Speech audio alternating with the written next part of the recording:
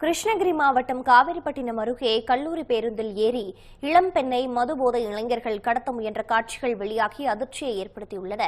இது தொடர்பான கூடுதல் தகவல்களோடு இணைப்பில் இருக்கிறார் எமது செய்தியாளர் கணேஷ். கணேஷ், என்ன விவரம்? முழுமையான தகவல்களை பதிவு செய்யுங்க. நிச்சயமாக பிரீதா.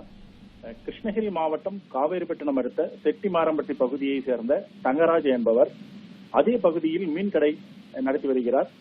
இவர் சவுட்டுஹள்ளி கிராமத்தைச் சேர்ந்த கல்லூரி மாணவி ஒருவருடன் கடந்த ஒரு ஆண்டுகளுக்கு மேலாக ஒருதலை பட்சமாக காதலித்து வந்ததாக கூறப்படுகிறது. இந்த நிலையில் கடந்த 26ஆம் தேதி தருமபுரி மாவட்டம் பாலக்கோட்டில் உள்ள தனியார் கல்லூரியில் படிக்கும் அந்த மாணவி கல்லூரிக்கு சொந்தமான பேருந்தில் சென்று கொண்டிருந்த போது மலையாண்டஹள்ளி மன்னன் நகர் என்ற பகுதியில் சென்று கொண்டிருந்த போது காரில் சென்ற தங்கராஜ் மற்றும் அவரது நண்பர்கள் கல்லூரி பேருந்தை வழிமறித்து நிறுத்தியுள்ளனர்.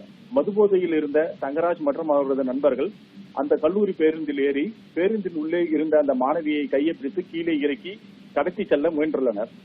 ஆனால் சக கல்லூரி மாணவிகள் அவர்களை தடுத்து நிறுத்தி குடிபோதையில் இருந்த அவர்களுடன் வாக்குவாதத்தில் ஈடுபட்டுள்ளனர்.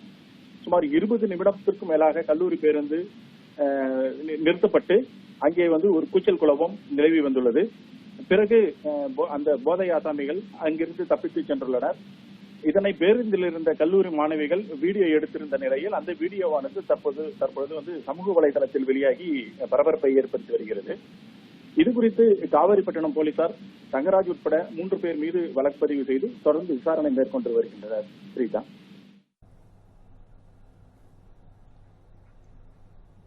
விவரங்களுக்கு நன்றி கணேஷ்.